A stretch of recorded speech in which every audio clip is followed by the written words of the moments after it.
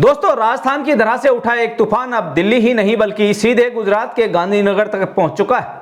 जी हां, हम बात कर रहे हैं भारत आदिवासी पार्टी यानी बीएपी पार्टी के उस चेहरे की जिसकी एक आवाज पर हजारों आदिवासी युवा सड़कों पर उतर आते हैं। उसका नाम है राजकुमार रौत। राजस्थान में कांग्रेस और बीजेपी को पछाड़कर तीसरी सबसे बड़ी ताकत बनने वाली बीएपी में अब प्रधानमंत्री नरेंद्र मोदी के गृह क्षेत्र गुजरात पर नजरें गड़ा दी हैं। जिस गुजरात को बीजेपी का अभेद किला माना जाता है, वहां राजकुमार रौत अपने जोहार उल गुलान के नारे के साथ घुस चुके हैं। दाहोद से लेकर अरावली और महिसागर से लेकर संतरामपुर तक रौत की सभाओं में उमड़ता जनसैलाब क्या बीजेपी की नींद उड़ाने वाला है? आज की इस विशेष रिपोर्ट में देखिए कैसे राजकुमार रौत गुजरात की राजनीति में एक बड़ा उलटफेर करने की तैयारी में है। दोस्तों, राजकुमार रौत इस वक्त गुजरात में पंचायती राज चुनाव में पूरी ताकत झोंक रहे हैं। अरवली जिले के श्यामलाजी से लेकर दाहोद के जालत तक राजकुमार रौत की नुक्कड़ सभाएं और चर्चा का विषय बनी हुई हैं। रौत ने दाहोद जिले के गोविंद गुरु लिमडी तहसील में जिला परिषद उम्मीदवार प्रकाश खीमा भाई भूरिया के समर्थन में जब जनसभा को संबोधित किया तो वहां मौजूद भीड़ ने यह साफ कर दिया कि गुजरात का आदिवासी अब बदलाव चाहता है। रौत ने कडाणा और संतरामपुर की सभाओं में भी दहाड़ते हुए कहा कि अब आदिवासी की आवाज को दबाया नहीं जा सकता। महुड़ी, वगेला और फुलुपुरा जैसे इलाकों में बाप के प्रत्याशियों के समर्थन में जिस तरह का माहौल दिख रहा है, उसने गुजरात के दिग्गज राजनीतिक दलों के माथे पर चिंता की लकीर खींच दी।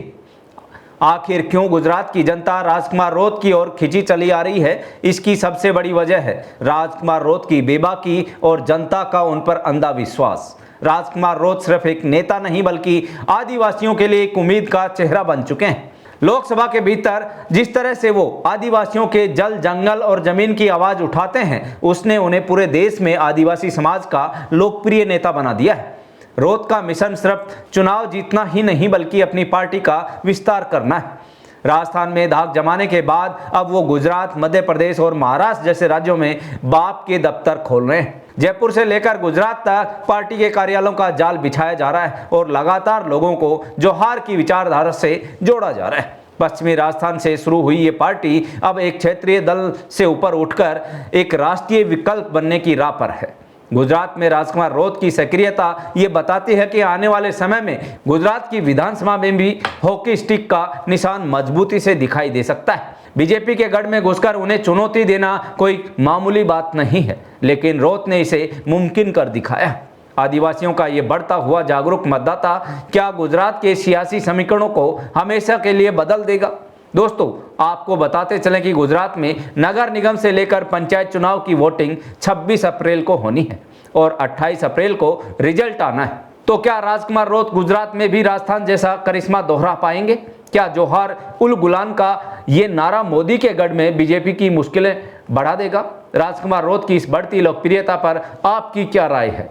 क्या आपको लगता है कि बीएपी गुजरात की तीसरी बड़ी ताकत बनेगी? कमेंट बॉक्स में अपनी राय लिखें और ऐसी ही ताज़ा और निष्पक्ष खबरों के लिए देखते रहिए जागो इंडिया जागो न्यूज़ चैनल। आपके साथ मैं भूप सिंह। आपको ये जानकारी पसंद आई हो तो वीडियो को लाइक करें और हमारे चैनल को सब्सक्राइब करना ना भूलें। धन्यवाद।